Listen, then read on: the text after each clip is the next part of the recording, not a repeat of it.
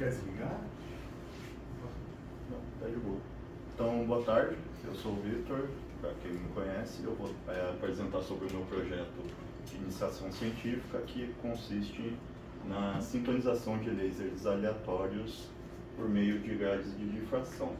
Vou dar um resuminho da técnica, para vocês terem uma noção. As minhas amostras têm uma grade de difração na parte de baixo delas, que vai criar um efeito de feedback, que vai separar o espectro e possibilitar novos comprimentos de ondas sofrerem emissão estimulada e criarem o nosso laser. Então esse é um projeto que está bem no começo, tem bastante coisa para medir ainda, tem muita coisa que a gente não sabe o que afeta ou não, então é mais uma questão de mostrar o efeito. Vou começar dando um resuminho do que são lasers aleatórios.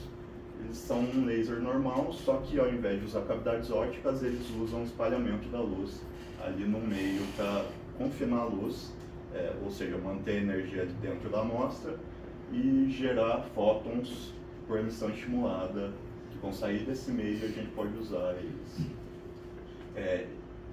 O espalhamento é feito pelos centros espalhadores, no caso a gente vai usar o óxido de titânio nesse trabalho.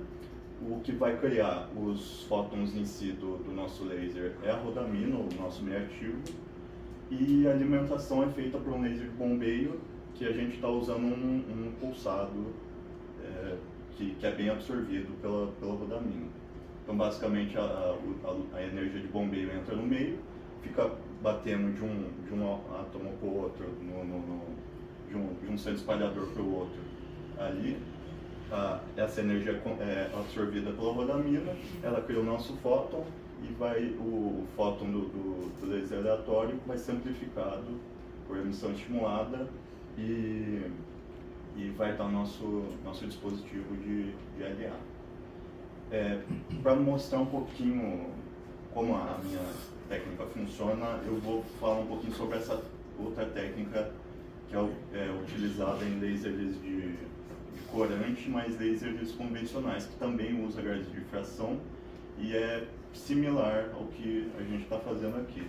Basicamente, a luz é criada aqui no meio de ganho, ela sai do meio de ganho, incide na nossa grade de difração, onde a luz é separada em várias cores, aqui no caso amarelo, laranja e vermelho, e a gente pode escolher um desses comprimentos de onda para incidir no espelho, que vai refletir a luz de volta e mandar ela para dentro da cavidade de novo.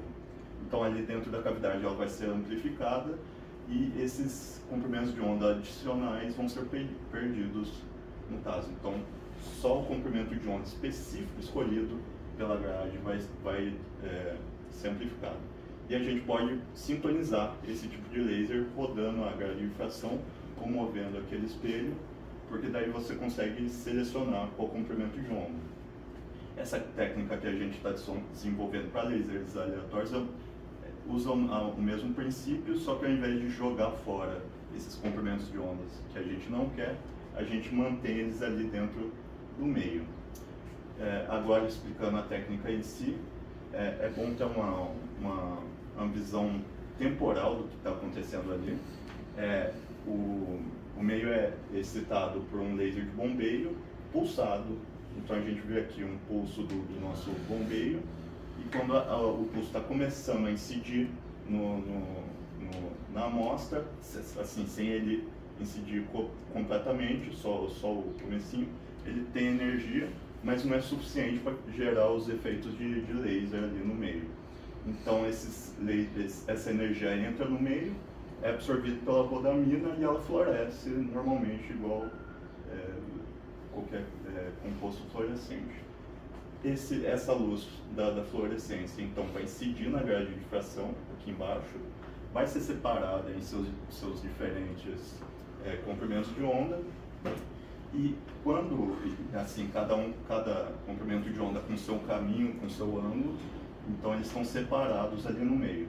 Daí quando chega o restante do pulso, onde tem energia de fato, energia suficiente para gerar laser, o a rodamina vai sofrer a emissão estimulada, só que ela vai manter os comprimentos de onda ali que já tinham no meio de quando a fluorescência estava separada. Então, nosso resultado é geração de laser em comprimentos de onda diferentes, aqui no vermelho, laranja e amarelo, e o efeito de sintonização da técnica é baseado em rodar a amostra. Então, como você mede um espaço pequeno angular, você pode rodar e pegar outro pico com outro comprimento de onda, e isso não é uma coisa discreta, né? Não tem poucos comprimentos de onda, é algo suave, então você pode escolher esse comprimento de onda só rodando a amostra por causa desse efeito. Então, falar um pouquinho das amostras. As amostras consistem de uma resina com a rodamina e o titânio. A gente começa misturando os componentes da resina, é uma resina que começa líquida. A gente consegue jogar uma solução com a rodamina e o titânio, evaporar um etanol ou alguma coisa que sobra ali, e fica só a resina e o centro espalhador no meio ativo. Ela é uma resina líquida, a gente pode verter ela sobre um substrato que vai moldar a superfície da resina. Então, como ela é líquida, ela entra em qualquer superfície, qualquer estrutura ali do substrato, e ele mantém o formato. Então, daí é só a gente jogar a luz UV, ele vai polimerizar, ele vai se solidificar, e a gente consegue descolar a resina do substrato. Assim, ela mantém a estrutura que tem mantém a estrutura sólida na superfície. No caso, como a gente quer produzir gás de difração, a gente usa gás de difração como substrato. A gente usou, aqui são imagens de microscópio eletrônico, ficou meio escuro, mas a gente usou DVDs e uma grade de difração de laser que era do Clark, mas como não dava para usar mais, eu peguei e joguei resina em cima. Então a gente tem aqui a grade do DVD, dá para ver que é bem paralelo e tem uma separaçãozinha, e aqui é a grade do Clark, que dá para ver que ela é bem mais fina e bem regular, assim, até mais do que essa de DVD. Aqui do lado são as amostras que eu fiz com essas grades. Então a gente pode ver que ele mantém as redes originais do substrato. A gente vê todas, dá para ver bastante irregularidade, então a gente já consegue ver alguns problemas aí, mas a grosso modo ele continua funcionando como uma grade normalmente. Aqui em cima uma grade, uma amostra, dá para ver as cores diferentes por causa da grade, por causa da separação da luz, e aqui os substratos utilizados. Falar um pouquinho sobre a montagem experimental. Basicamente um laser de bombeio, nesse caso um ND-AG, passa por um polarizador e uma lâmina de onda para a gente controlar o quanto de luz de bombeio vai ser incidida na amostra. Então a gente pode rodar esse polarizador e, por lei de Malus, a gente controla o tanto de energia que vai ter no sistema. Em seguida ele passa por um power meter, refletido por um beam splitter, e esse power meter vai medir 4% da luz total do laser. Então, com esse número a gente consegue medir diretamente o tanto de energia que está incidindo na amostra. Então o laser, depois de passar pelo beam splitter, é convergido provavelmente na amostra, onde ocorrem os nossos efeitos de laser aleatório, e essa emissão da amostra passa por um slitzinho para a gente controlar o tanto de luz, e é colimada com duas lentes e vai para um espectrômetro Oceanoptics, que vai dar o nosso espectro.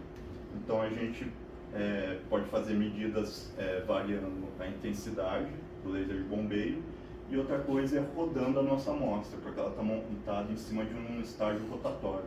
Então a gente consegue medir com uma precisão de meio meio grau ali qual é a rotação das amostras. Em seguida, já sobre os resultados, a gente vê uma curva de progressão do laser. Aqui nesse eixo é a energia de bombeio, então a gente vê quanto maior a energia de bombeio, mais alto esse pico, e a gente vê também que ele vai se afinando aqui conforme a energia aumenta. Então começa com quase nada aqui embaixo e rapidamente ele aumenta de intensidade e afina espectralmente. Aí já os gráficos de intensidade, então a gente variou a intensidade de bombeio e mediu tanto a altura do pico no espectro, quanto a largura do pico ali. Então em vermelho a gente tem a largura do espectro e em preto a intensidade da emissão. A gente vê emissão, efeito laser em todos, então aqui para a intensidade ela começa com uma progressão com coeficiente angular bem baixo no início, a partir de um ponto ela cresce rapidamente e se mantém com esse comportamento linear. A mesma coisa acontece para os três amostras. No caso eu esqueci de falar, mas a gente fez amostras com as duas grades e fez uma de controle. E a gente vê que a amostra de controle precisa de mais energia para ter essa troca do coeficiente angular. Então quer dizer que ela precisa de mais energia para inverter a população ali dentro da amostra, e ela precisa de mais energia para gerar laser. Então sua eficiência energética é menor. Coisa que assim, a gente vê uma diferença muito grande das amostras com grades, essas duas, para essa amostra de controle. Então, essa vai de uma energia necessária ali de 0,3 milijoule para 0,09, 0,15. Então, é menos de metade da energia necessária com essas grades. Esse é um efeito que eu pessoalmente não esperava, de que ele ia ser mais eficiente. Pode ser alguma coisa relacionada ao aumento de efeitos de cavidade quando a gente tem essas grades. É basicamente isso. E a gente vê que todas as amostras tendem a ter uma largura espectral igual ali de 4,8 nanômetros, que é uma largura para o laser bem razoável, assim. Então, basicamente isso. Depois eu medi a direcionalidade do laser. Basicamente eu peguei, incidia o bombeio na amostra e via qual que era o espectro. Eu fazia uma medida, rodava o estágio rotatório, fazia outra medida e via como a intensidade da emissão variava em função da rotação. A gente vê aqui nessa amostra de 1800, que é uma amostra que tem uma grade de maior qualidade, que ela tem um poder de focalizar essa emissão num comprimento uma largura muito pequena e com uma alta intensidade. Essa aqui é a amostra feita com DVD, que tem um pouquinho menos de qualidade, mas a gente ainda assim vê esse pico razoavelmente estreito aqui num intervalo de menos 5 a 5 graus ali em relação à normal da superfície. Coisa que a gente não vê na amostra de controle. Ela tem uma intensidade bem baixa, porque ela tem uma eficiência de laser baixa, e ela emite para todas as direções, basicamente. Então, a gente pode ver que aqui está tudo focalizado de menos 5 a 5, aqui tem laser de menos 15 a 15 graus. Outra coisa que a gente vê é esse segundo pico nessa amostra aqui de maior qualidade. Esse é um pico relativo ao primeiro modo de difração da grade.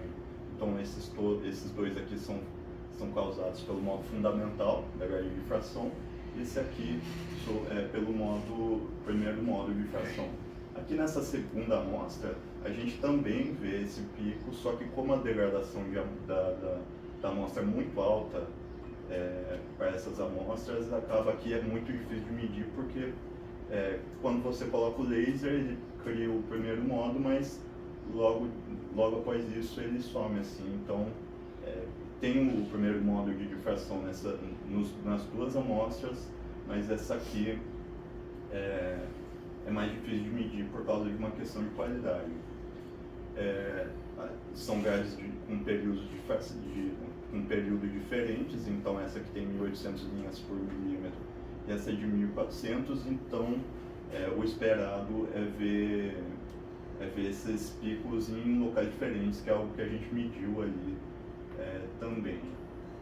Então essa aqui está mais ou menos nos 30, o segundo, eu não lembro onde estava, mas estava bem perto na verdade, mas é notavelmente assim, diferente. Então a gente viu que tem as grades de difração são responsáveis por focalizar bem a emissão. Então finalmente a gente vai para o efeito de sintonização. Então a gente mediu o espectro, rodava a amostra e via qual que é o deslocamento desse espectro na medida. Então a gente tinha uma medida perpendicular, com a superfície perpendicular à fibra do espectrômetro que media o espectro, e a gente rodou 20 graus e a gente vê que o espectro vai desse espectro preto para o espectro vermelho. Então tem um deslocamento significante aí com apenas 20 graus. Só que a gente vê que isso não é o limite, dá para fazer mais do que isso. Essa medida aqui conseguiu um intervalo de 8, né? E é um comportamento que tende a crescer. Então, ele não é linear, ele parece alguma coisa ali parecido com a parábola. Ele é centrado no zero, então no zero tem um menor comprimento de onda, de maior energia, e é simétrico em zero. Aqui a gente tem alguns pontos que não estão na reta, mas de novo por causa da qualidade das amostras e degradação, como a medida demora um certo tempo, as grades e a rodamina são evaporados pelo laser. Outra coisa que dá para a gente ver é que a gente tem um efeito de sintonização que foi medido aqui em 25 graus, no intervalo de 25 graus. Mas a gente sabe pela outra medida que nesse intervalo, 25 graus, a intensidade cai muito rapidamente. Então a gente tem bastante luz laser aqui de menos 5 a 5, são esses primeiros 3 ou 5 pontos ali centrais, e depois disso a intensidade é muito baixa. Então, como a gente não tem controle da síntese